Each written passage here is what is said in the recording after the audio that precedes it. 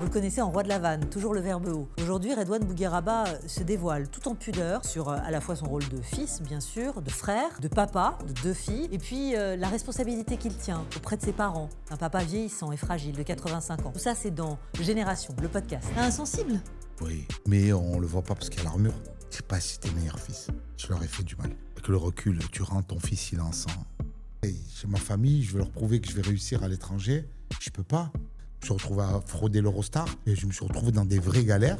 Il y avait son foie et qu'il était infecté, qu'il était mal et que s'il ne s'était pas pris à temps, il serait mort.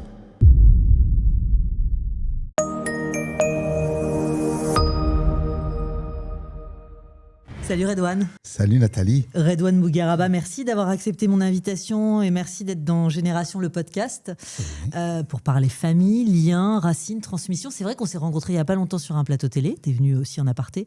Et quand je t'ai parlé de famille, de transmission, du rôle qu'on joue en tant que père, mais du rôle qu'on joue aussi en tant que fils, mais impliqué auprès de ses parents, tu as tout de suite réagi. Tu m'as tout de suite dit, oui, évidemment, il y a cette double casquette, il y a quelque chose à raconter. Ça t'a tout de suite parlé. Ben oui, on est la génération où les parents meurent vieux. C'est ça. Donc, on a nos parents, on a nos enfants et on a les enfants qui grandissent. Et tu peux te retrouver dans ce cas de figure où tu n'es jamais seul. Quand tes enfants grandissent et qu'ils partent, tu dois t'occuper de tes parents. Et ouais, c'est la génération sandwich. On est pris de tous les côtés et même si les parents venaient à partir, t'es pas à l'abri que les enfants reviennent. Exactement. Alors tu vas me raconter aujourd'hui où est-ce que tu en es, comment tu organises ton quotidien, mais je voudrais faire un petit peu machine arrière si tu es d'accord. Ouais. Parce que la famille, évidemment, elle se construit. Toi, tu t'es construit en tant qu'homme.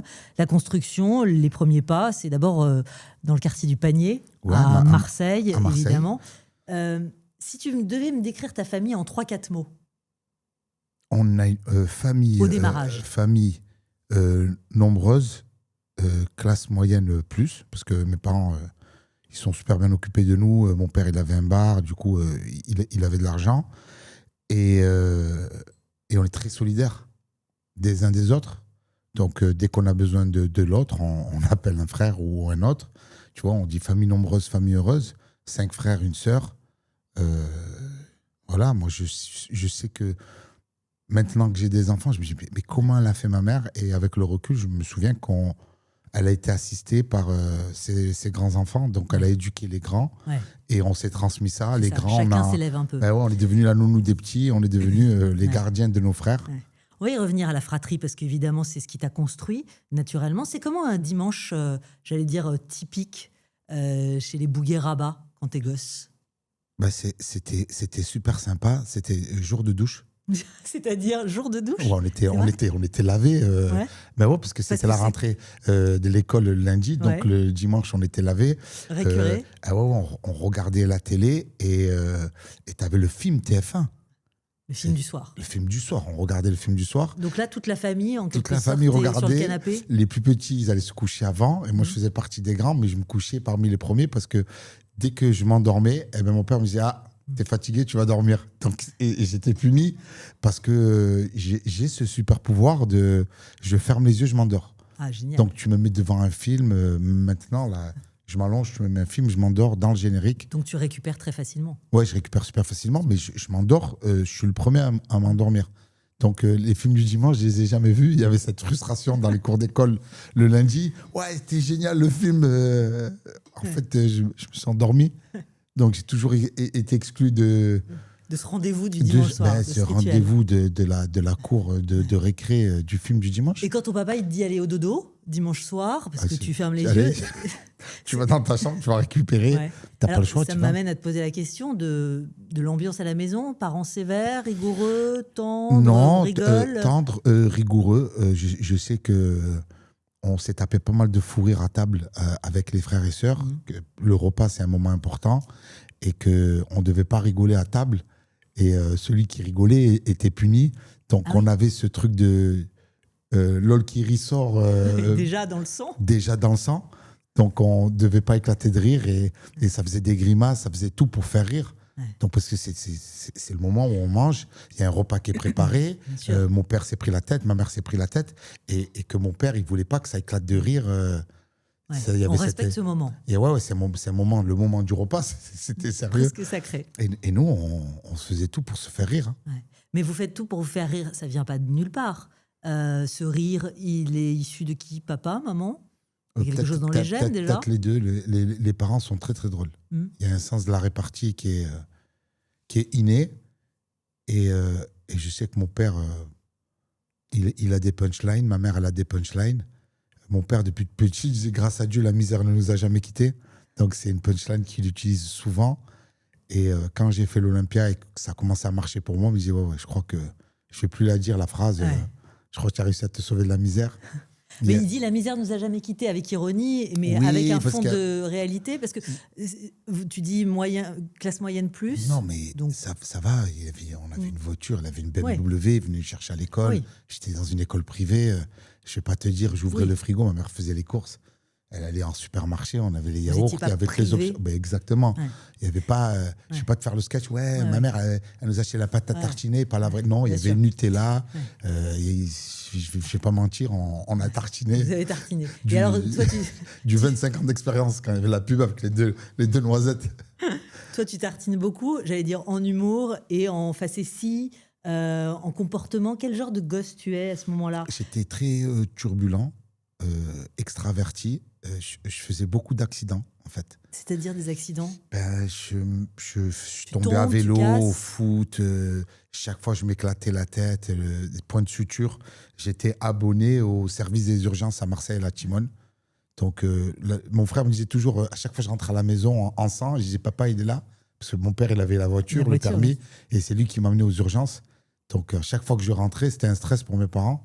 Et ma mère me disait, tu comprendras quand tu auras des enfants. Et c'est vrai que tu as le truc de, dès que tu as un enfant, il commence à marcher, tu veux le rattraper, les coins de table, nouveau-né, est-ce qu'il respire, il n'y a pas une mort subite. Tu sais, tu es dans ce truc d'inquiétude que quand tu es enfant, tu te dis, mais pourquoi ils ont peur? Ils ont peur de quoi? Préviens-nous quand tu rentres tard, mais on s'est fait un sang d'encre. Tout ça, tu ne le comprends pas quand tu es enfant. Tu te dis, mais ils sont fous. On va aller sur ton rôle de père dans quelques instants, mais donc tu l'as compris a posteriori, évidemment. T'es un peu donc une tornade, si je résume. Ah ouais, je suis une tornade. On me met dans une école de sœurs catholiques. Mais c'est ça, c'est qu'ils ont choisi de te mettre dans une école privée pour te cadrer. Ah oui, sinon comment tu le vis? Je le vis bien parce que je me dis que c'est pour mon bien. Donc tu l'intègres? Ouais, j'ai recul. J'ai pas fait. J'étais assidu. T'as pas fait ton rebelle? Non. J'ai eu mon brevet des collèges, j'ai eu mon bac de français, j'ai eu mon bac sciences économiques. J'ai enchaîné, j'ai réussi les études, mais je le prends pas mal parce que je me dis, s'ils font ça, c'est pour mon bien quand même. S'ils payent l'école, c'est qu'ils tiennent à moi. Ouais. Et il y a ce truc de, voilà, on essaie de sauver le soldat Ryan. Comment le soldat Ryan. Cette enfance donc, qui est colorée, avec de l'humour, avec quand même un cadre, et cette fratrie qui est très importante. On partait en vacances tous les étés. Voilà. Tu te souviens quand même d'un acte de rébellion à un moment, parce que évidemment, tu en as sous le pied, et tu es énergique. Une grosse bêtise ou un acte de rébellion? Oui, pas avec mes parents. Ah.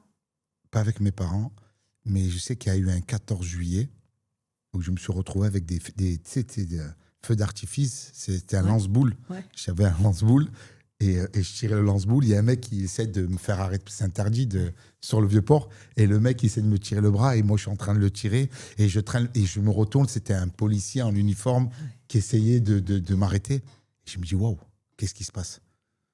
Je me suis rendu compte, je commençais à être ado, je commençais à me dire, putain, j'ai de la force quand même. J'arrive à faire tourner un policier avec moi. C'était bizarre, c'est une chorégraphie. Non, il ne s'est rien passé, mais moi, j'ai un rappel à l'ordre. On m'a dit, écoutez. Donc les parents l'ont jamais su? Ils l'ont jamais su. Ils le découvrent là? Oui, ils le découvrent. Mais mon frère, il était là, il était mort de rire. Il avait peur, mais il était mort de rire. Il me dit, t'as les policiers qui te traînent par le bras et toi, tu les fais tourner sur le Vieux-Port. Mais, donc tu leur donnes pas de mal à tes parents? Il n'y a pas de mal parce tu leur donnes pas de mal. Parce qu'il y avait l'inquiétude de je me faisais mal, mais j'ai jamais fugué. Ça m'a jamais traversé l'esprit de faire des grosses conneries parce que on avait une éducation assez stricte. Et moi, je savais que si je me rate, mon père n'allait pas me rater. Ah ouais. Donc, il y avait ce respect, cette peur. Comment tu exprimes néanmoins tes aspirations pour le spectacle, pour l'humour, pour l'envie d'être dans un milieu artistique? Ça arrivait tard. Mon frère a commencé très jeune. Ouais. Ali, il a démarré, il était au lycée Perrier à Marseille. Et il y a une classe d'improvisation, il s'inscrit, et il revient le soir, il me dit, purée, je fais de l'improvisation, c'est génial. Et tout. Moi, je capte même pas. Je joue à la console, je l'écoute à moitié. Mais il commence à faire ses classes d'impro, et après, il intègre une classe de théâtre. Il fait du classique. Ouais. Il intègre une compagnie théâtrale qui s'appelle Carboni Spirituosi. C'est Commedia dell'arte. Ouais. Donc, il y passe ses journées, il y passe ses vacances, il joue, et je vais le voir en spectacle. Et Commedia dell'arte, c'est une figure théâtrale où tu as ses tête, corps, pieds. Donc, tu bouges d'abord les pieds, puis le corps, puis la tête. Donc, il m'explique tout ça. Il grave des masques en cuir. Donc, il fait des moules. Oui, donc c'est très complet. C'est très complet. Ils font de la sculpture, de la peinture, de la danse, du théâtre. Donc, il fait ça. Et il joue une pièce de Victor Hugo, Lucrèce Borgia. Ah ouais, bien sûr. Donc, il joue, et je vais le voir. Théâtre italienne. D'ailleurs, je raconte dans mon spectacle. Je vais le voir avec des potes du quartier. Moi, à l'époque, j'étais un jeune de la street, survêt Lacoste, paire de TN, sacoche. Et je dis, hey, les gars, on peut aller voir mon frère. Ouais. Donc, on arrive au théâtre, ouverture de rideau, mon frère qui débarque, moule bite blanc, masque en bois, Sganarelle, corps-pied. Et les gars me disent, c'est ton frère, lui? Non, je ne le connais pas. T'assumes pas? J'ai eu honte. T'as honte. T'as quel âge à ce moment-là? Je dois avoir 17 ans. Ouais, c'est ça. Donc, je n'assume pas. Je me dis, attends, il est en moule bite avec en train de se ridiculiser. Et je sais que les premiers rapports que j'ai eu avec le théâtre, c'était pas trop ça, parce que je me disais, ouais, mais c'est qu'en fait, tu te ridiculises. Oui, c'est un peu contrarié. Ouais, c'est contrarié. Tu peux pas être... J'ai dit, t'as pas honte, tu fais ça, c'est nul ce que vous faites. Elle me dit, non, on dit pas c'est nul, on dit on aime ou on n'aime pas, sensibilité, c'est artistique, tu verras. C'est subjectif, etc. Donc, il fait ça. Après, plus tard, il joue un one-man show, il joue un seul en scène, s'appelle Ali au Pays des Merveilles, son premier spectacle, et il raconte sa vie. Et là, je veux le voir, ses révélations. Je dis, ah bah ça, j'aime bien. Ça, tu racontes, effectivement, dans mon premier spectacle. Ouais. Tu tournes, évidemment, tu seras à Salon de Provence le 18 juillet, à Liège le 25 septembre, Fort-de-France le 30 septembre, Paris Arena les îles, 5 novembre. Mais ouais, et puis cette énorme date du 3 au 6 février au Dôme de Paris, Dôme bien de sûr, Paris. avant de rejoindre Marseille. Merci. Ah oui. Tout ça, tu racontes parce qu'évidemment, tout ça, ça vient nourrir ton spectacle, cette enfance, cette fratrie, bien sûr. Je me demande quand même, parce que tu as 17 ans, à quel moment tu assumes auprès de tes parents qu'il y a cette appétence pour le spectacle? Non, est-ce que tu le verbalises? J'en parle jamais à mes parents. Là, quand je vais le voir, je me dis c'est pas mal, mais je me lance pas encore. Donc il fait sa carrière, il fait son spectacle, il fait des mises en scène. Il a un deuxième spectacle qui s'appelle l'Odyssée de la moustache, qui est exceptionnel. Après, il crée un spectacle qu'il coécrit avec un ami à lui. Ils prennent le Molière. Il a un Molière. Ouais. Donc la fierté. C'est la consécration. Ah ouais, c'est le ballon d'or du théâtre. Bien sûr. Donc il a un Molière. Et il fait la mise en scène d'autres artistes. Je présente des artistes. Et moi, celui qui m'a mis vraiment le pied à l'étrier, c'est Grand Corps Malade. Ouais. Donc Grand Corps Malade, il me disait, voilà, j'ai un ami qui fait la première partie, qui est humoriste. Je te trouve super marrant dans la vie. J'aimerais beaucoup, si un jour tu venais à faire de l'humour. Oui. C'est ça. J'aimerais beaucoup que tu fasses ma première partie. Donc, il a déclenché un truc en moi. Ouais. Je dis, ah ouais, mais c'est possible. Donc, je vais voir mon frère. Je dis, ouais, Grand Corps, il m'a dit, il voudrait bien que je fasse la première partie. J'ai quelque chose. Il me dit, écoute, je joue. Je dis, ça te dérange pas que je fasse ta première partie? Il me dit, ben, toi, qui dis, c'est si facile que ça, écris un sketch, tu viens faire la première partie. Voilà. Donc, c'est le test grandeur nature. Donc, mon frère Ali, il me fait écrire un sketch. J'ai écrit un premier sketch. C'était à l'époque, tu avais la série Prison Break. Premier sketch, je me foutais la gueule de Prison Break. Donc, je l'écris, je joue en première partie de mon frère, ça fonctionne. J'appelle Grand Corps Malade, je dis Fabien, voilà, je suis prêt. Et est-ce que tu te testes quand même en famille, puisque là, tu dis qu'il te met au défi, finalement, ton frère? Oui, mais au défi, parce que je dis, ouais, c'est facile, c'est éclaté ce que tu fais et tout. C'est aussi l'enjeu dans une famille, c'est-à-dire que dans une famille, on se cherche, oui, on se trouve. Mais parce que moi, quand je le titille, je dis, c'est nul ce que tu fais. Il me dit, ben, tu sais, quand tu sais pas, quand tu fais pas, la critique, c'est l'arme du faible. Ouais. Tu as beaucoup de mecs qui disent, ah, c'est facile. Évidemment. Faites-le. Ouais, elle interviewe des gens dans une boîte, on la voit même pas. Elle pose des questions, elle lit un prompteur. Faites-le. Que j'écris moi-même. Qu'elle écrit moi-même, que tu écris toi-même. Mais bien sûr. Mais pareil, Kylian Mbappé, il est critiqué, il marque pas assez de buts.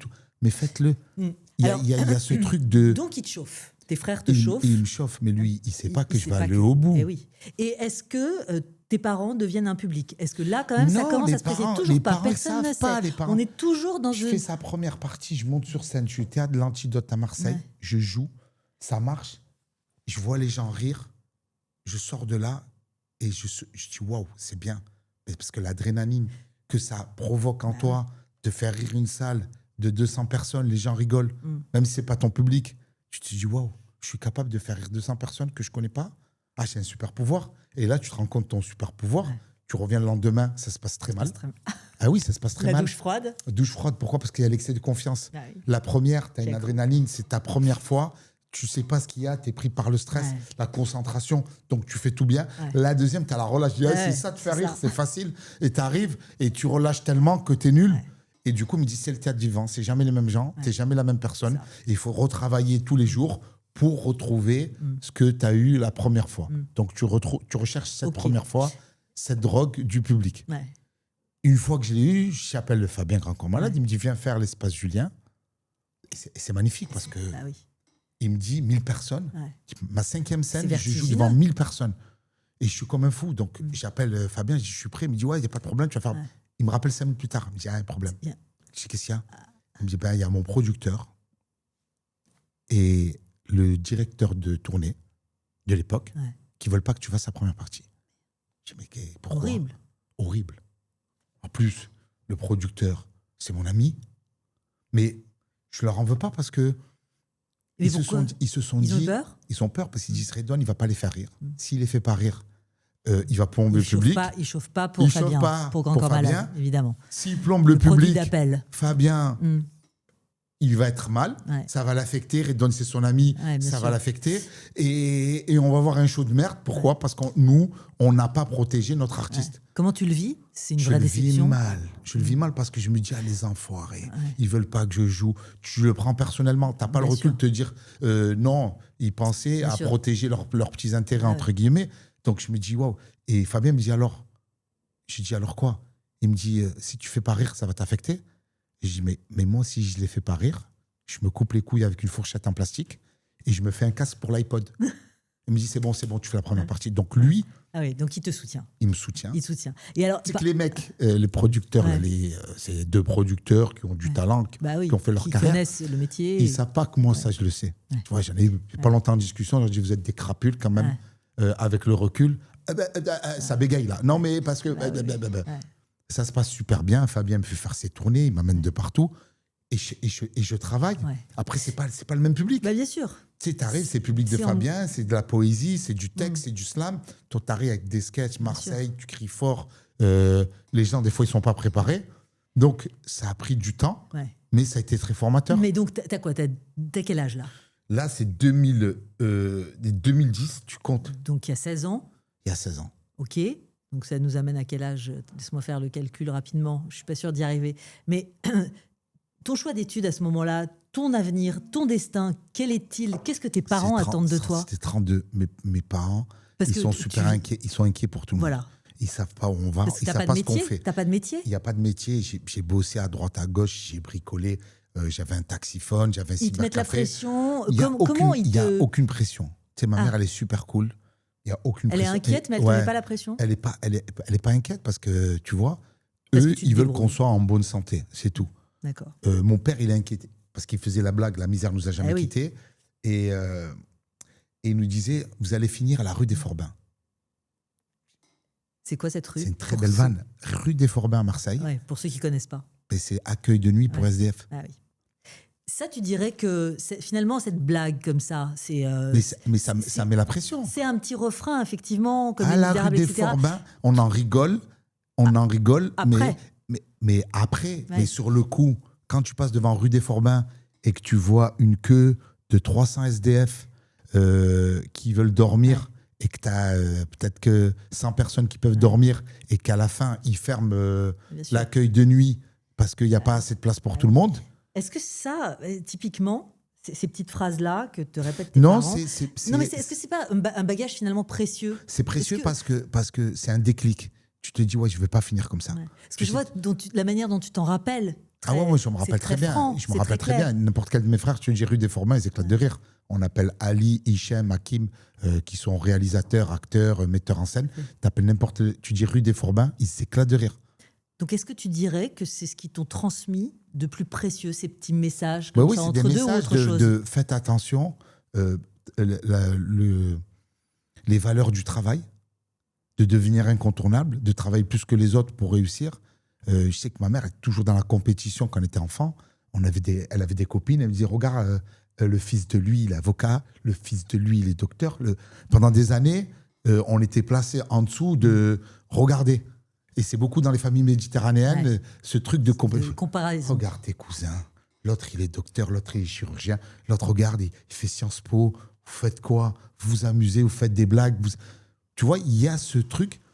Et la première fois que je rends fier mon père, c'est quand il m'appelle, il me dit, ouais, mon docteur te connaît, il voudrait des places pour ton spectacle. Là, c'est la première fois. Ah oui, parce qu'on a tourné des films, on a fait des spectacles, mais là, que son docteur, parce que il rêve que tu sois docteur et que son docteur soit fan de moi, tu vois, la boucle, elle est bouclée. Il se dit, attends, mon fils, il est mieux que le docteur, en fait, puisque le docteur, il va aller le voir. Nous, on rêve d'aller voir le docteur quand ça va pas. Le docteur, quand ça va pas, il va aller voir mon fils. Là, c'est la première démonstration, la première verbalisation de la fierté. Oui. Ça n'a jamais été dit autrement? Oui, ça a été dit beaucoup plus tard. Mon père nous a toujours dit qu'il nous aimait, toujours des mots doux, mais c'est toujours des allusions, toujours de « Ah, docteur, il veut venir te voir en spectacle, hein, c'est bien. C'est « Je suis fier de toi. » Donc, il faut lire entre les lignes. Mais bien sûr, il y a beaucoup de fierté. Pareil, ma mère, là, je l'ai vue il n'y a pas longtemps avec ses copines, elle dit « Tu me dis plus le fils de elle, le fils de l'autre, ou il y a plus. Il y a ce truc de c'est mon fils, tu vois. Il y a toujours, c'était le fils d'eux, et maintenant, tu vois. Ça pourrait être dans la catégorie, parce qu'évidemment, les parents, on les aime, mais il y a aussi parfois, souvent même, la famille, ça peut être aussi un champ de bataille, ce qui n'a pas été le cas, mais on peut aussi leur faire des reproches. Ça, c'est le petit reproche que tu ferais? C'est même pas un reproche. Je le fais pas, moi, avec mes enfants, mais ça se faisait à l'époque. C'était une éducation. Je sais pas si tes parents, mais je pense que tu l'as eu, le truc de regarde, ta cousine est docteur. Tu fais journalisme, pourquoi tu fais lettres? Regarde, docteur, il y a beaucoup plus de sous, il y a beaucoup plus de stabilité, voilà, tu vas dans un truc. Pourquoi tu fais pas médecine? Tu vois? Et on l'a tous eu, ça. Toutes les familles, tout le monde, toujours, les cousins, les cousines, les potes, les voisins. Vous faites quoi de votre vie? Qu'est-ce que tu vas devenir? Cette inquiétude, parce qu'ils se disent on va plus être là. Et quand on sera plus là, comment ils vont faire pour subvenir de leurs besoins? D'où ces petites punchlines. Rue des Fourbains, la misère nous a jamais quittés. C'est intéressant ce que tu dis sur la comparaison, parce que je voudrais zoomer maintenant un peu sur la fratrie. On a parlé de tes 5 frères et sœurs. Je crois qu'à l'exception de ta sœur, tout le monde est dans le spectacle. Nabil et Faiza. Mais même Faiza, elle est un petit peu dans le spectacle parce qu'elle a la restauration, elle s'occupe des caterings sur les tournages, sur les concerts. Exactement. Elle fait les gros artistes rap sur Marseille. D'ailleurs, je vais évidemment rappeler qu'il y a ce film qui sort, que j'ai vu, donc je peux en parler doublement, La Nirvana, qui sort le 19 août, avec en réalisateur Hakim, un de tes frères, acteur Hichem, auteur, qui a aussi réalisé, qui a aussi écrit d'ailleurs, et toi qui fais une apparition, avec Eric Cantona également. Donc allez-y, ça c'est le 19 août. Si on regarde sur la fratrie, parce que tu parlais de comparaison, c'est très intéressant. J'ai été aussi beaucoup comparé à mon frère, ton frère avocat. Donc je connais, je peux en parler. Ça, dans la fratrie, est-ce que c'était aussi quelque chose ou c'était juste comparé au fils du docteur machin? Pas entre nous. Ils n'ont pas eu le truc de faire. Ils vous ont pas challengé, vous autres? Non, ils n'ont pas challengé. Ils ont challengé par rapport aux autres. Donc, d'accord, donc il n'y avait pas ça. Il n'y a pas eu des petites crispations parfois entre vous, les frères? Le grand faisait du théâtre. Tu vois, donc c'était un exemple pour nous. Il nous a ouvert la voie théâtrale, cinématographique, tout ce que tu veux. Mais quand tu démarres, tu fais du théâtre. Tu vas vivre de quoi? C'est bancal. En fait, pour les parents, faire rire les gens, c'est pas un vrai métier. Non, mais tu vas t'amuser, c'est pas pour un travail. Il faut rentrer, il faut transpirer, il faut arriver avec de la fatigue, avec une charge mentale, avec une grosse fiche de paye. C'est ça le travail. C'est ça le travail. T'es le deuxième sur 6. T'es le deuxième? On est 5 garçons et une fille, tu es le deuxième, toi. Oui. Quel rôle tu as dans cette fratrie? Je suis l'électron libre, moi. J'ai un peu le rôle de grand frère parce que j'ai pas mal de petits frères et la petite sœur. je fais partie des grands. Donc il y a Ali aussi qui est là. Je suis le sous-lieutenant, quoi. Est-ce que donc tu les éduques, tu leur fais passer des messages quand il y a des problèmes de cœur à cette époque-là? Je leur ai tous fait manger, je leur ai tous changé les couches, je les ai tous baignés. Donc tu les éduques avec tes parents? Bah ouais, j'étais nounou. Hein. J'ai fait le ménage, tout ça. On a aidé ma mère, on a gardé les enfants. Donc quand j'ai eu mes filles, changer les couches, je savais faire. Ouais. T'arrives, super facile. C'est un rôle que tu vis bien? T'es pas privé de ton adolescence? Non, parce qu'on est en famille, on rigole. Tu sais, tu grandis avec tes frères et sœurs. J'ai même pas vu comme un handicap. Il n'y a que maintenant, je découvre les nounous. Ça n'existait pas, nous. C'était moi la nounou. C'était moi Miss Fine, une nounou d'enfer. Je vois bien l'image. T'as la ref? Oui, j'ai complètement la ref. Avec le cheveu un peu plus long, tout va bien. C'était Tony Métilly, Tony Danza, Madame Esservi. Exactement. C'est quand même la famille nombreuse. Fatalement, c'est beaucoup de complicité, beaucoup de proximité et aussi beaucoup de promiscuité. Vous êtes ton espace à toi. Mais on habitait dans... C'est peut-être 80 mètres carrés, 100 mètres carrés. Bien sûr, mais ce que je veux dire, c'est que on est 7, mais tu te rends pas compte de la promiscuité. Non, mais pour avoir une autonomie, une intimité, quand l'âge des premiers amours, etc. Tu t'en rends même pas compte, tu sais pourquoi? Parce que quand tu es petit, tu as des matelas de partout. Tu ouvres une pièce, derrière la porte, il y a un matelas. En dessous, le lit, il y a un matelas qui sort. Il y a des invités de la famille qui vient. Tu as le mot, fais-lui un lit fraîche-l'eau. Tu as des gens qui n'arrivent rien à voir. Et tac, ça sortait des lits, des matelas. Et tu transformais en salon, en dortoir. Ouais. Et il y a beaucoup de familles qui ont connu ça. Mais pour nous, c'est une normalité. Oui, c'est naturel. C'est d'avoir sa propre chambre et quelqu'un toque avant de... Mais jamais. Mais il n'y a pas un moment... des ouvertures de porte avec « va acheter du pain ». Tu dors par terre, ça te met un coup de pied, vas-y, tu te lèves. Tu fais escalader pour... Mais la valeur du sommeil, je ne connaissais pas de réveiller l'autre. Pour moi, réveiller l'autre, c'était « Hé, réveille-toi ». C'était ça. C'est Comment tu gères quand même à l'âge de l'adolescence des premiers amours, etc. Mais tu ne sais pas, parce que après on a eu un appart avec mon frère Ali, mais je te dis, c'est arrivé super tard, mais j'ai ramené personne à la maison. Les copines de l'époque ne savaient pas, tu ne veux pas les ramener à la maison. On vit 24 dans un appartement. Tu dors où? Elle est superposée à ton frère en bas qui te regarde. C'est impossible. Ça t'a manqué? Antoine, ça t'a manqué? Tu te dis ça, peut-être que je l'ai loupé au fond? Non, ça ne m'a pas manqué. Non. Je te jure, je ne regrette rien parce que d'avoir dormi avec mes frères et sœurs, 27, et on invitait les cousins qui venaient dormir, les cousinades et les amis qui venaient dormir à la maison. Non, pour moi, c'était normal. Ouais, c'est normal, mais tu as pris la poudre d'escampette quand même. On va en parler dans un instant parce que tu allais t'installer en Grande-Bretagne. Ouais, on va y venir. Je me suis barré, mais encore un mot, je sais, mais encore un mot sur la fratrie, parce qu'effectivement, il y en a un qui s'est lancé et puis les autres finalement ont compris que c'était possible. Ouais. Les choses se sont donc enchaînées. Il n'y a jamais eu de jalousie? Non, je pense. Soyons honnête, ça ne peut pas ne pas exister, même dans la famille la plus unie. Je pense pas, parce qu'on fait des trucs totalement différents. Tu sais, Ali, il réalise, il met en scène, il fait du classique. Moi, j'arrive, je fais plus de l'interaction. Hicham, il est web-série, il est acteur. Hakim, il réalise. On ne fait pas la même chose. Maintenant, tu me dis, on est 4 meufs. On doit faire le concours de Miss Provence. On est 4 meufs fraîches. Il peut y avoir un truc de compétition. On fait le même truc. On est 4 bouchers, 4 boulangers. Tu vois, on va être meilleur pâtissier de Provence. Là, il y a une compétition.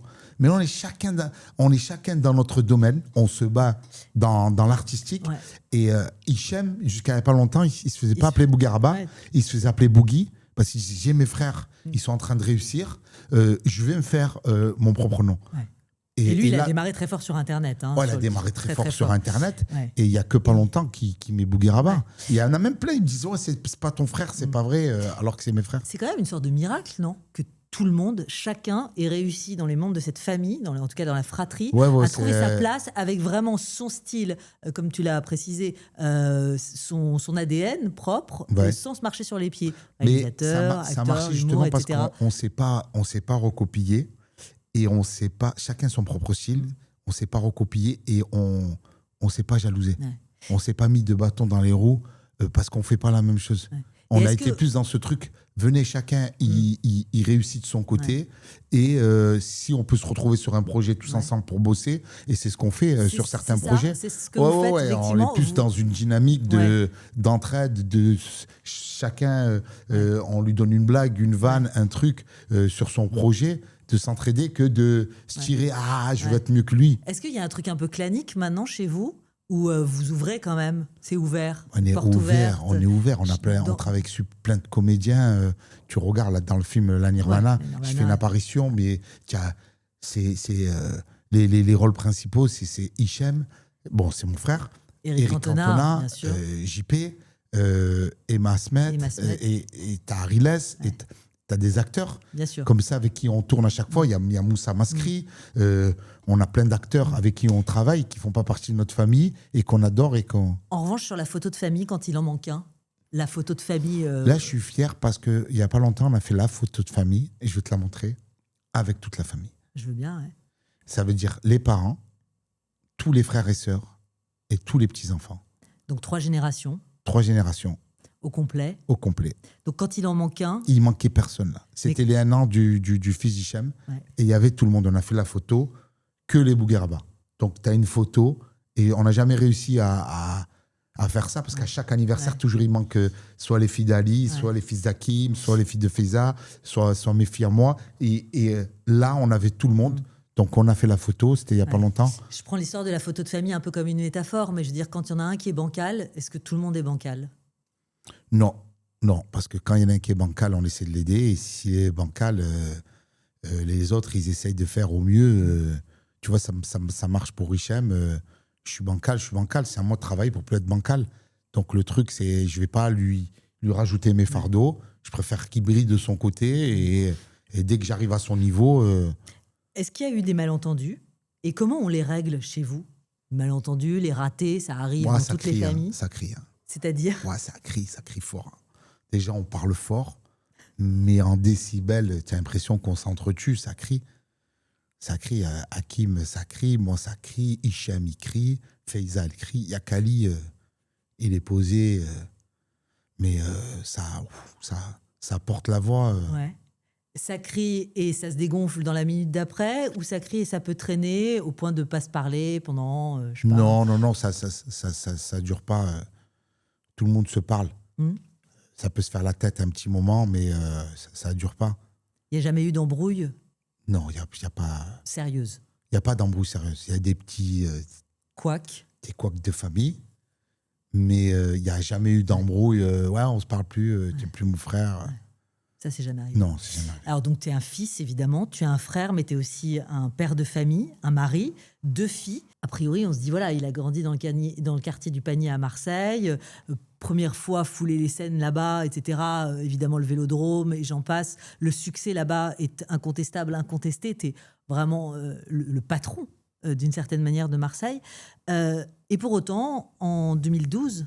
Tu as pris la poudre d'escampette, donc. Ouais. Tu as décidé de traverser la Manche pour aller t'installer à Londres. Ça fait presque 15 ans maintenant. Pourquoi ce départ? J'ai quitté Pourquoi Marseille. Cette distance? La distance, en fait, ma femme, elle en avait marre de Marseille. Elle m'a dit, Marseille, ville maudite. Et il y a un truc, un adage, nul n'est prophète en son pays. Des fois, il vaut mieux partir pour mieux revenir. Et elle avait fait le tour. Insécurité. Elle ne se sentait pas bien à Marseille. Se sentait pas bien en France, elle me dit je voudrais, viens, on tente l'aventure. Tu as vécu à Londres, j'ai vécu à Londres. Et je lui dis non, mais il faut pas être loin de Paris. Parce que je sais que Paris, c'est là où il y a les théâtres, c'est là où il y a les comédie clubs, c'est là où il y a le cinéma, les médias. Donc il y a 2 villes en Europe, si tu quittes la France vraiment, tu as la Belgique, Bruxelles, 1h15 en Thalys, Londres, 2h15 en Eurostar. Tu as le choix entre Londres et Bruxelles. On a choisi Londres parce qu'on y a vécu tous les deux. Et on est parti à Londres. Camion, on a mis les affaires. J'ai roulé pendant 11 heures. Comment la rupture, en tout cas géographique, se passe avec la famille? C'est difficile. Tu passes de quelqu'un qui connaît toute la ville et quasiment... Moi, j'étais connu alors que je n'étais pas connu encore. Et oui, la ville, c'est ta famille. Ouais, je connaissais tout le monde, tu vois. J'étais le plus connu des inconnus, tu vois. Non, mais c'est vrai. La plupart des gens te disent oh, je le connais, mais ils me connaissent vraiment. Et c'est vrai que je partage des moments. J'étais animateur pendant des années, centre social Bossan, puis à Maison pour tous du Panier. Donc, il y a une flopée de jeunes qui sont adultes maintenant et que j'ai gardé. Et je me suis retrouvé sur un film avec une fille que j'avais gardée qui était enfant. Dans la vie scolaire, l'actrice principale, Zita Enro, qui joue le rôle de la CPE. C'est une gamine que tu avais encadrée. Que j'ai gardée, que j'ai encadrée. Elle et son frère, Idrissa, qui est réalisateur et acteur. Et je l'ai retrouvé plus tard. Elle me dit non, mais. Ouais. Donc, ça, c'est quand même. C'est une rupture qui n'est pas anodine. Ouais, de c'est dur Marseille. Parce que tu te retrouves, il n'y a plus personne qui te parle. Tu arrives à Marseille, tes parents, tes parents, quand même, comment tu leur as dit je m'en vais? Je leur ai dit, ils se disent, c'est bon, il va revenir. Ouais, ils pensaient que c'était une année. Ouais, c'est ça. Ils se disent, c'est bon, il va aller, il va pleuvoir, il va être dégoûté, il va rentrer. Et finalement, tu ne rentres pas parce que tu te dis, je ne peux pas rentrer comme ça.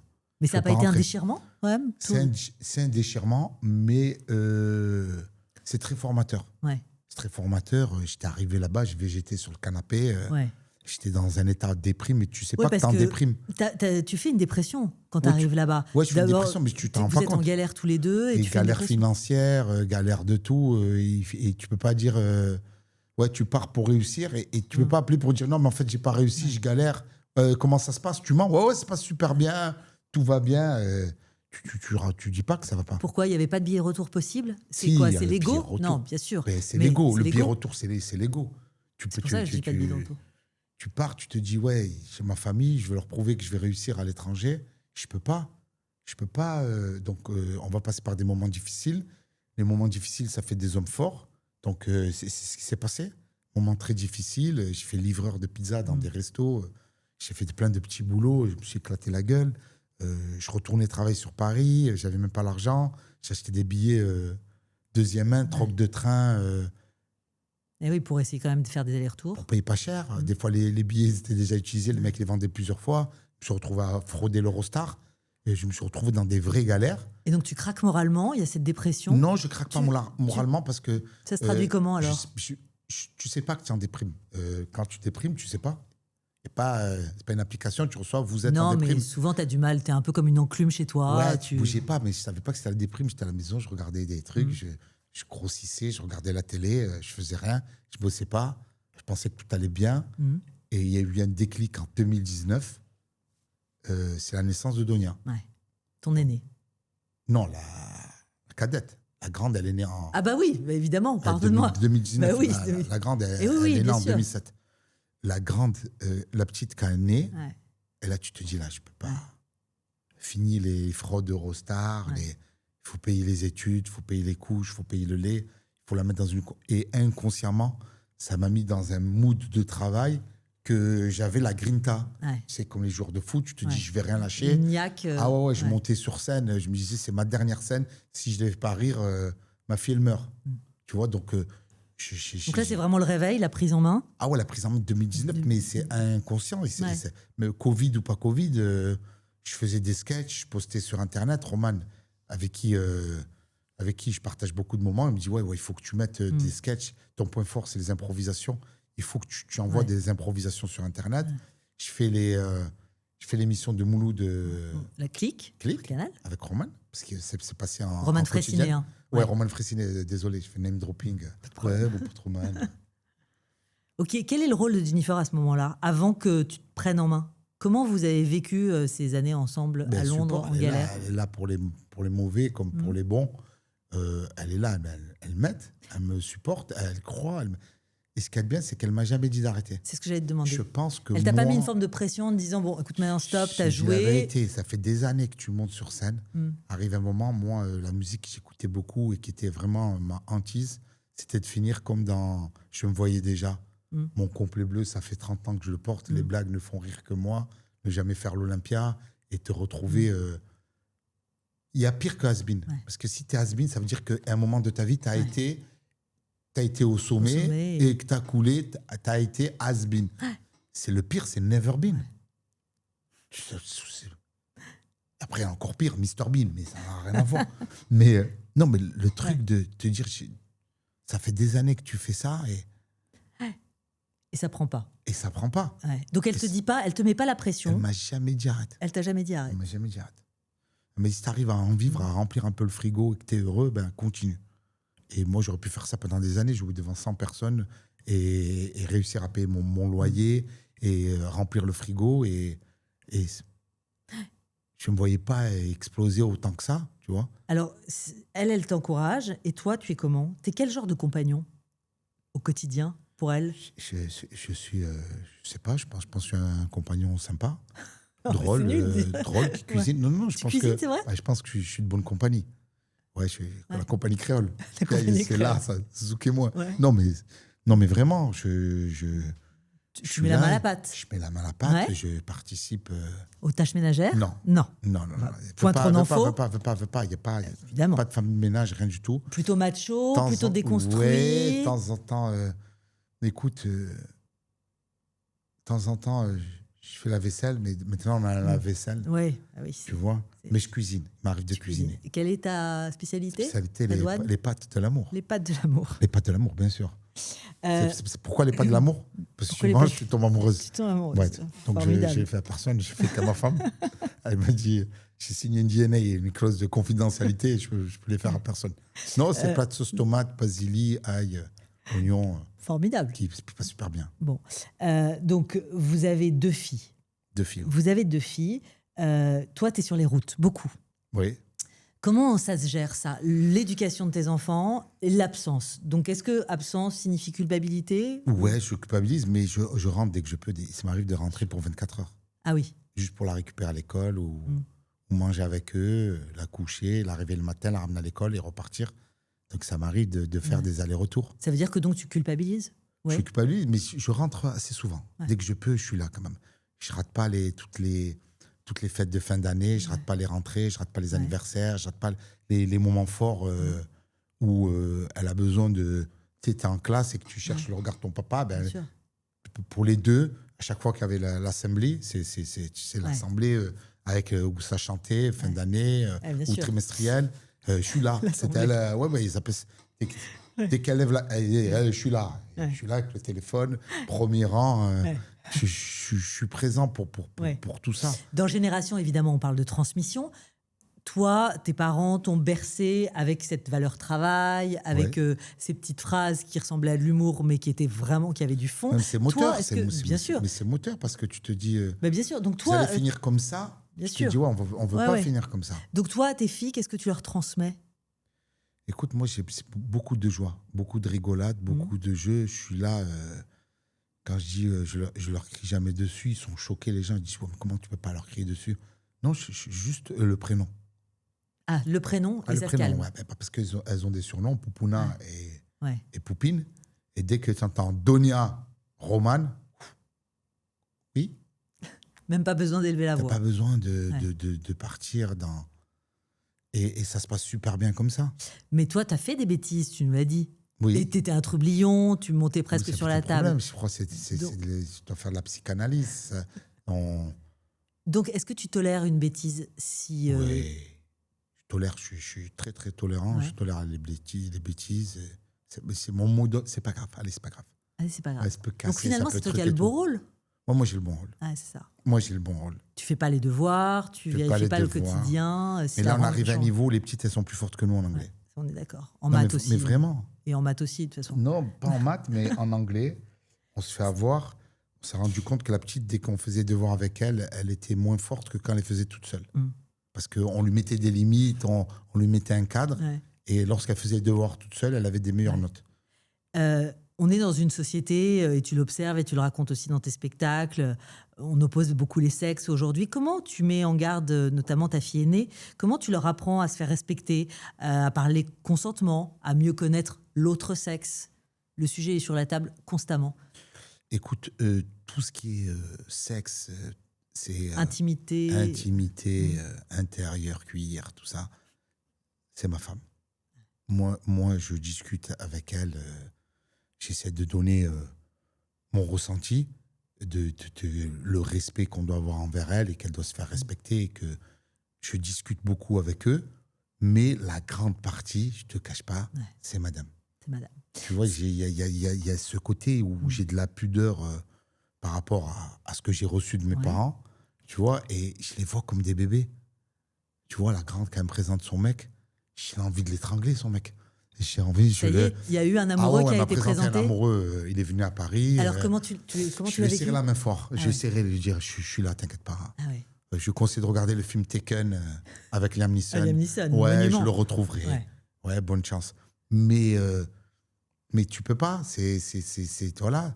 Il y a des fois des petites vidéos que je regarde sur Instagram qui font beaucoup rire. C'est tes filles, toute ta vie, tu as payé pour elles pour qu'elles partent avec un autre mec au final. Ouais, c'est ça. C'est très ingrat. Donc c'est ingrat. Mais bien sûr, c'est ingrat. Et on le sait que ça va être ingrat. Donc pour le moment, ça va. Ouais. Ça tient. Elles sont à la maison. Mais je sais qu'à tout moment... Est-ce que la vanne règne aussi? L'humour, le bon mot, ça règne aussi dans ton foyer? Ça fait des blagues. La petite à la grande à la petite, moi la petite, moi la grande. Ça vanne de tous les côtés. Et est-ce que, comme ton père tapait sur la table, à table, pas de vanne, est-ce que toi... Ça rigole. Ah ouais. Ouais, ça rigole. Donc toi, t'es le cool, en fait, du foyer. Ah ouais, moi je suis cool. Ouais. Moi je suis cool. C'est madame qui dit, c'est important, cadre. Le repas. On quitte pas la table. On attend que les autres ont fini. Parce que moi, j'ai fini, je pars. La petite aussi, je dis, vous faites quoi là? On oublie, nous. Mais on est là à la maison, on regarde un petit film. Il n'y a pas. Donc, on se retrouve là à faire le café. Elles savent évidemment, elles viennent, elles assistent au spectacle de leur père. Ouais, elles sont montées très très jeunes sur scène. Voilà. Donc, même la petite. C'est important de les initier. Ouais. Et de leur montrer, et aussi de leur montrer le rapport au succès, ce qui veut dire le rapport à l'argent. J'ai surpris la petite parler, je ne sais plus avec qui, elle parlait, je crois, avec une cousine ou une tante. Elle dit, mais t'as pas peur de monter sur scène? Je dis, ça va, tata, je monte depuis l'âge de 3 ans. Elle a 7 ans. Oui, mais le rapport à la célébrité. Elle a fait toutes les salles. Non, le rapport à la célébrité et le rapport aussi à l'argent, à la facilité, parce que ça donne accès. Elle pensait au départ, quand elle avait 2-3 ans, tu lui disais, qu'est-ce qu'il fait ton papa? Elle disait, mon papa, il fait des photos avec les gens. Elle pensait que c'était un métier. Quand elle était à Paris, en France, à Marseille, elle dit, papa, son travail, il fait des photos avec les gens. Je crois que j'étais modèle photo dans la rue. Et là, elle a compris que je fais des blagues pour vivre, que je suis humoriste, que je suis acteur. Elle est super fière. Et le truc, on est protégé comme on vit à l'étranger. Oui, c'est ça. Le fait d'être à Londres. Personne ne nous connaît. Donc, ça se passe super bien. Et comment tu leur apprends aussi, parce que cette valeur travail, et même si vous avez manqué de rien, il y avait quand même une responsabilité et un rapport aux dépenses, j'imagine, qui était contrôlé. Ta situation leur permet d'avoir une vie plus confortable à tes gamines. Comment tu leur expliques ça? Je leur dis que vous êtes privilégiés parce que vous avez de la chance. Elles ont de la chance que, voilà, vous avez une carte bleue, ça passe, vous pouvez dépenser, vous êtes des petites bourgeoises. Donc, elles savent qu'elles sont privilégiées. Elles comprennent. Et quand tu voyages de temps en temps dans des bonnes conditions, quand tu te rends compte qu'il y a des gens qui ne voyagent même pas et que tu te retrouves à 4 ans en Polynésie française, à Tahiti, à nager avec des requins, je me suis dit, waouh, requin Pointe-Noire, inoffensif pour l'homme. Non, je dis, qui c'est? Il nage avec des requins avec sa fille, il est fou. Non. Mais tu les rappelles à l'ordre sur ce point? Je leur dis, ce qu'on vit, c'est exceptionnel, les filles. C'est ça. Moi, j'ai découvert super tard. Vous avez de la chance d'être dedans. C'est pas tout le monde qui est comme ça. On est béni. On est béni, mais c'est vrai, on est béni. C'est pas tout le monde qui prend l'avion, qui voyage, qui se retrouve dans un autre hémisphère. Je sais que j'ai appris très tôt que les cadeaux, par des potes qui me disaient, Redouane, tu peux offrir ce que tu veux à tes filles. Plus tard, elles vont se rappeler que des voyages qu'elles ont fait. Les moments. Dire, papa, à l'Égypte, quand elle est à Dubaï, quand elle est au Brésil, quand elle est là, la veste, les baskets, les cadeaux, le téléphone, elles vont l'oublier. C'est perdu. Mais le moment où vous avez visité le pain de sucre ou le Christ Rédempteur à Rio, ça, c'est gravé dans la tête. Elles te le ressortent 15 ans après. Donc voilà, c'est ce que j'essaye de faire. J'essaye de... Voilà, le voyage forme la jeunesse, de les aider, de leur ouvrir l'esprit culturellement, artistiquement, géographiquement. Et je pense que c'est le meilleur passeport que je peux faire dans la vie. Tout ça, évidemment, ça participe aussi de nourrir ton spectacle, mon premier spectacle, parce que tu pioches aussi dans des éléments de ta vie, etc. On n'a pas encore parlé des réseaux sociaux et c'est important parce que ça a aussi construit ta carrière, considérablement même. Forcément, il y a un truc un peu schizophrène parce que les réseaux sociaux, c'est ton téléphone, j'allais dire, c'est le prolongement de ta main. Et évidemment, tes enfants, j'imagine que tu leur donnes pas un chèque en blanc pour aller sur les réseaux. Oui, mais tu as tout à fait raison. Mais Donc, comment tu gères moi, j'y suis tout le temps, mais toi, tu n'as pas le droit, il y a des limites. c'est parce qu'elle est petite, elle a 7 ans, on ne peut pas avoir des réseaux sociaux. La grande, elle a des réseaux sociaux. À 7 ans, il y en a plein des gosses qui vont déjà. Non, elle a 0 réseaux sociaux. De temps en temps, la tablette. Mais tu sais, elle dessine, elle joue. La petite, elle est créative. Elle se régale. Et j'essaie de lui faire un maximum d'activités. Tu sais, après, after school, elle fait craft, elle dessine, elle va à la piscine, elle fait du pilate. Alors, c'est mise au pilate, la petite. Elle a 7 ans, c'est mis au pilate. mais tu vas avoir affaire à ça. Tu vas avoir affaire à ces limites qu'il va falloir poser parce que toi, tu es toujours sur les réseaux. Fatalement, ça fait partie du métier. Expliquer les vrais problèmes d'être trop sur les réseaux, ça t'empêche de vivre. Je préfère qu'elle fasse des activités, mais elle préfère aller à la piscine que la tablette. Ouais. Tu mets la tablette, tu mets la piscine, elle va aller à la piscine. Tu mets la tablette, tu mets le parc, elle va aller au parc. Tu mets la tablette, crayon et dessiner, elle va choisir. Tu t'en sors bien pour l'instant. Ouais, je m'en sors. Pour l'instant, elle est dans le jeu. Ouais. Et la grande, ça va, on est épargné parce qu'elle est dans les études et que ça pour le moment, on est épargné. Après, si elle veut faire une carrière d'influenceuse. Non, mais elle est tentée par une carrière artistique, en revanche, ton aînée. La grande, elle veut faire make-up artiste dans les films, les séries. Donc, elle va intégrer une école et après, je peux l'aider pour intégrer les films. Tu sais, les effets spéciaux, cassage de nez, de bras. Donc, la pomme tombe pas très loin de l'arbre. C'est ça.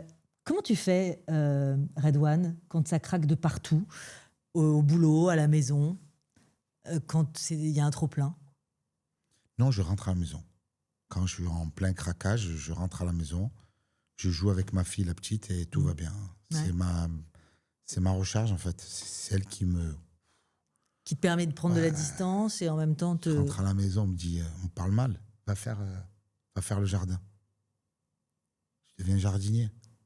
Va acheter du pain. Je rentre, fais Bercy, 14 000 personnes, 2 soirs, tu rentres à la maison. Va tondre le jardin. J'appelle mon frère, je dis, ouais, oui. Elle a craqué, elle me dit, va faire le jardin. Je me dis, putain, t'as de la chance, t'as un jardin. Tu vois, donc je me prends deux coups de lame. Ouais. On me dégonfle la tête, va faire le jardin. Et mon frère me dit, ouais, t'as un jardin. Ah ouais. Elle me dit, encore mieux, t'as une tondeuse. Je me dis, t'imagines les gens qui n'ont pas de tondeuse, ils font ça à la moyenâgeuse, qui n'ont pas de jardin. T'as un jardin, tu ne dois pas te plaindre. Et en vrai, c'est vrai, je ne me plains pas. Ouais. Parce que voilà, on est privilégiés. Le frigo, il est plein. Je vis de ma passion. Et tout le monde est en bonne santé. Et on touche du faux bois Ikea. Attends, il faut que je trouve ça. Je t'en apporte premier. Ouais, le front, c'est ça. Ouais, le front, dans mon premier spectacle, ton spectacle donc, qui tourne jusqu'à Fort-de-France, on le disait tout à l'heure. Ouais. Jusqu'à Cayenne. Ouais, jusqu'à Cayenne. Il y a cette tendresse. Parce que je t'entends, et en fait, ce que je retiens là depuis le début de notre conversation, qu'il y a beaucoup de tendresse. Il y a beaucoup de tendresse, il y a l'humour, évidemment, il y a la vanne, il y a le rebond systématiquement. Mais il y a aussi beaucoup de tendresse, beaucoup d'émotion chez toi. Oui. T'es insensible. Oui. Mais on ne le voit pas parce qu'il y a l'armure. Et mon attaché de presse, à chaque fois, me dit, montre-leur un peu le cœur. Et là, tu as décidé de le montrer dans mon premier spectacle. Ouais, je montre un petit peu. Je montre le cœur. Pourquoi c'était important, là, maintenant ? Mais parce que les gens, ils se font une image de moi qui n'est pas la bonne. Ils se disent, c'est un mec sans cœur qui clash les gens.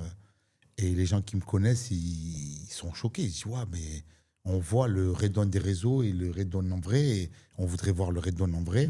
Et là, je montre le Redouane en vrai. Et ça plaît aux gens qui connaissaient, qui disent, ah ouais, on aimait entre guillemets, le clasheur, mais le sensible, le tendre, le fragile, on aime beaucoup aussi.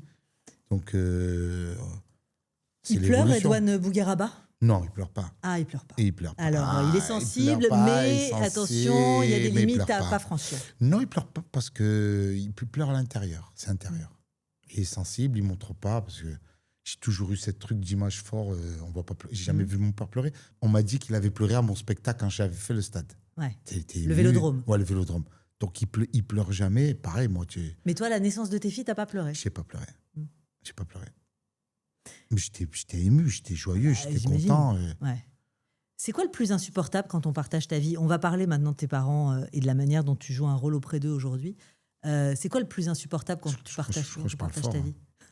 Ouais, je parle fort. Je peux te faire sursauter. Ouais. Je parle très fort. dans le quotidien, comme Dans ça, le sans même téléphone. t'énerver? Non, Ah dans ouais, le c'est ça. téléphone. La voix, elle est placée haute. Si tu me connais pas, je peux te faire une otite. Je peux te froisser les tympans. Et mon frère Hakim, encore plus fort. Ouais. Bon, les années filent. Toi, aujourd'hui, tu es un adulte responsable, père de famille, et tes parents prennent de l'âge. Ah ouais, mon père, là, il est vieux. Là, on a un groupe avec... on est sur lui, il a 85 ans. Parkinson, il tremble. Je mange avec lui. Il me dit, t'as vu, je tremble. Et je lui fais une vanne. Je vais t'acheter une derbouka. Comme ça, tu pourras faire les premières parties. Tu sais, comme il tremble, il pourra taper dans la derbouka et faire la musique. Ça l'a fait rigoler. Mais tu sens que... Tu sais, tu appréhendes le coup de fil de te dire, oh... L'infirmière me dit, il est tombé dans... Il faut faire une douche à l'italienne, parce que la baignoire, c'est plus possible. Tu sais, tu le vois et tu vois dans le visage, dans le regard, qu'il est fatigué. Comment tu appréhendes ça? Donc, vous avez constitué un groupe WhatsApp, j'imagine, avec tes frères et sœurs. Tout le monde, on est en alerte. Ouais, Il faut appeler papa, appelez-le. Tu sais, avec l'âge, il commence à être vieux. Et toi, tu es à 85 distance. ans. Et moi, je suis à distance. Donc là, on est jeudi, samedi, je suis allé le voir samedi. Ouais. Donc je vais descendre à Marseille. Petit rituel, on va les manger ensemble, on va rigoler un petit peu. Tu essayes d'y aller une fois par semaine? Non. Ouais, dès que je peux, j'y vais. Pas une fois par semaine, mais dès que je descends, Je les fais venir à Dubaï. Ouais. J'ai passé 2 semaines avec moi à Dubaï, on a rigolé. Donc tu es très présent, en tout cas dans l'organisation de leur vie maintenant, avec ce que ça implique de changement. Je suis très présent. Le plus présent, c'est mon petit frère Hicham. Ouais. Le scooter, il débarque, il a mis une application, il a mis un AirTag, il sait où il est et tout. J'ai cru que c'était un Pokémon, quoi. Ouais. Elle me dit non, mais je suis inquiet. En plus, il a des tocs, Hicham. C'est le mec qui ferme le gaz, il ferme les portes, il appelle, il rappelle. Et c'est bien. Donc il y a un relais permanent, ce qui est quand même rassurant. Toi, tu vis à Londres, tu peux demain, si besoin, revenir à Marseille pour... J'ai toujours fait, moi, dès que mon père... Non, mais revenir à Marseille, t'es installé pour... Je pense pas. Je dis la vérité, je pense pas. Peut-être plus tard, parce que Marseille, c'est ma ville. Je suis fou amoureux de Marseille. Mais je suis arrivé à un niveau où je peux plus vivre à Marseille. Mais j'entendais par là, par rapport au soutien de famille, entre guillemets. Par rapport au soutien. Mais dès qu'il y a un truc, je redescends. Tu sais, vous êtes tous d'accord? Vous êtes tous d'accord entre vous, frères et sœurs, pour savoir ce qu'il faut faire, la douche à l'italienne, installer en domotique. Avec Hicham, on a avec Hicham, on a la vista. Et il ne captait pas. Ouais. Oui, ça serait bien de mettre une poignée. Mais quelle poignée? Il a 85 ans. Vous lui faites faire l'escalade. C'est une baignoire. Avec une poignée, il doit escalader. On facilite, on éclate tout. Douche à l'italienne, il rentre, il marche, moonwalk, Michael Jackson, il se douche et c'est bon. C'est une logique implacable et ils n'arrivent pas à capter. Ouais. Et comment tu en parles avec tes parents, avec ta mère ou avec eux, avec tes parents? Est-ce qu'ils te parlent, eux, évidemment, de leur état de santé, de leur fragilité? Ma mère, elle est en bon état. D'accord. Donc c'est elle qui gère. Elle travaille encore. Ouais. La dernière fois, je vais au casino. Je la vois à 30 jours au casino. Je fais, qu'est-ce que tu fais, maman? Elle me dit, alors, nous, on n'a pas le droit de s'amuser. Elle joue. Ah ouais. Ma mère, elle est speed, elle a toute sa tête, même le corps, ça va. Mon père, il y a 10 ans d'écart aussi. Bien sûr. Mais à 75, mon père, il a 85. Lui, ça va pas trop. Ma mère, pas d'inquiétude, on l'appelle, ça va, vous allez bien, tu viens manger à la maison, je vous fais à manger. Elle cuisine, elle s'occupe de nous. Et le papa, on est derrière lui, ça va papa, t'as besoin de quoi, tes trucs? Non, mais... Et tu en parles avec lui de son état? Vous mettez des mots dessus? Je crois qu'il ne voit pas qu'il a... Ouais. Qu'il a cette fragilité. Il avait chuté, il était tombé. Et je l'appelle, il me dit, j'arrive plus à marcher en fait. Il est tombé, le vent est tombé par terre. Il a dû se déplacer le dos. Il devait avoir super mal au dos. Tu sais, avec l'adrénaline, il est rentré chez lui. Il m'a dit, j'arrive plus à marcher. Il m'appelle, j'appelle les frères, il me dit, elle est tombée, elle n'arrive pas à marcher. Peut-être on doit l'envoyer chez truc. J'ai appelé un ostéopathe, j'ai fait descendre un ostéopathe de Paris. Le mec, il a replacé immédiatement. Il a remarché, tu vois. Ouais. Mais je dis, les gars, il faut être réactif, direct. C'est important. Et je me pose la tête. Je me casse la tête. Je me pose des questions. Je dis, qu'est-ce qu'il faut faire pour améliorer? Là, j'appelle un pote à moi. Je lui dis, commande-moi l'exosquelette. Tu sais, c'est Ouais. un genre de baudrier que tu mets. Ouais, absolument. Pour te faire marcher plus vite, je me dis, est-ce qu'il n'y a pas une méthode d'Ironman? Est-ce qu'on ne peut pas le doper, lui mettre des peptides pour Tu te améliorer? documentes. Ah ouais, je me documente. Ah ouais, je regarde les huiles essentielles, les trucs, comment pouvoir améliorer. Parce que ce qui fait que tu as une longévité, c'est d'avoir du muscle. Absolument. Ils ont fait le test, tu t'accroches à une barre et ils peuvent te dire si tu vas vieillir, vivre 100 ans, mais dans des bonnes conditions. Ouais. Si vivre 100 ans, être tétraplégique dans un an, débranchez-moi. Mais si tu arrives à avoir suffisamment de muscles, de bien t'hydrater, de bien te nourrir, de faire attention, oui, avec des bons compléments, ouais. Et ouais, je me documente, je cherche. Ouais. Donc, je sens évidemment ton inquiétude et ta prise de parti sur le sujet. Comment tu vois la suite? Parce qu'évidemment, il a 85 aujourd'hui. Demain, malheureusement, les choses ne vont pas aller en s'améliorant tellement. Tu commences à flipper? Ouais, j'ai l'impression. Je pense que ça fait quelques années, j'ai arrêté, j'ai l'impression. Déjà, il était hospitalisé une fois. Je fais chez lui, je rentre et je vois qu'il n'est pas bien. Il me dit, ouais, ça fait 2 jours, j'ai rien mangé, j'y arrive pas, j'ai tout le temps soif. Et il n'y a personne qui a vu qu'il n'était pas bien, parce que lui, il est tellement pas introverti, il y a tellement de pudeur, il y a pas de « aidez-moi ». Il ne te dira jamais « aidez-moi, j'y arrive pas ». Je dis « mais papa, si moi je passe 2 jours et tu ne m'appelles pas pour me dire « non, mais je sais pas, j'ai pas d'appétit, truc ». J'ai pris en voiture, j'ai ramené à l'hôpital, ils ont vu que il y avait son foie et qu'il était infecté, qu'il était mal, et que si ce n'était pas pris à temps, il serait mort. Donc, il y a une fois où je l'ai hospitalisé et il en parle. Il me dit, putain, si tu n'avais pas été là, j'aurais cassé ma pipe. Tu sens, j'aime pas cette expression, la charge mentale, on met ça à toutes les sauces, donc c'est pas de la charge mentale, mais tu sens aujourd'hui que tu n'es pas juste père de tes enfants. Tu deviens en quelque sorte le père de tes propres parents. Bah oui. Je ne suis pas que de mes parents, père de plein de gens. Ah ouais, moi je suis à un niveau où il n'y a pas que mes parents qui me sollicitent ou mes enfants. Qui te sollicite? Il y a plein de personnes qui me demandent de l'aide. Donc, après, je ne peux pas aider tout le monde. T'es un Saint-Bernard? Ouais. Un Saint-Bernard, ouais. Dans la famille, ou ça dépasse le cadre de la famille? Des fois, en dehors de la famille, des amis, des potes, tu as des gens qui ne font pas le même métier, qui ont des problèmes de santé ou extrascolaires. Donc, et qui te sollicitent. Des coups de fil, ouais, Redouane, je ne suis pas bien. J'essaie d'aider au maximum, mais arrive un moment, je peux pas aider tout le monde. Ouais, mais j'ai l'impression que ça te nourrit quand même. Parce que écoute, il semblerait que si ça me fait pas de mal, je donne le coup de main. Ouais. Je donne le coup de main si ça me fait pas de mal. On se sent aussi parfois plus vivant, plus... Oui, mais parce qu'on est là pour ça. Tu peux pas les laisser crever sur la route. Donc, tu as les gens, ils ont des vrais problèmes. Ouais.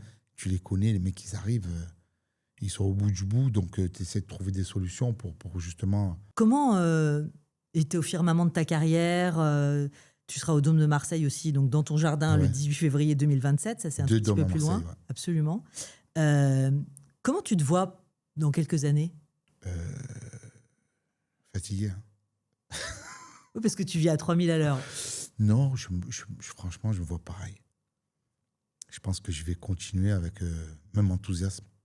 Est-ce que, il y a beaucoup le sujet des femmes invisibles passées 50 ans, beaucoup le sujet du vieillissement, essentiellement pour les femmes. Vous, les hommes, c'est un truc qui vous traverse même pas l'esprit? Je pense que de rester actif, c'est ce qui nous permet d'être en vie. La plupart des gens qui ont arrêté de travailler, ils sont morts dans la foulée. C'est les mecs, bien sûr. 70, 75 ans. Et ils le savent, c'est pour ça qu'ils te mettent... c'est pour ça que Michel Drucker est toujours il n'arrête pas. Il sait qu'il arrête. Michel, c'est le prochain.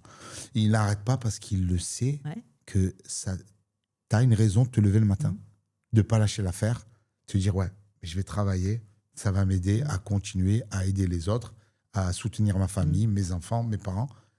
Et le jour où j'ai vu plein de gens, les mecs, ils arrêtent à 70 ans.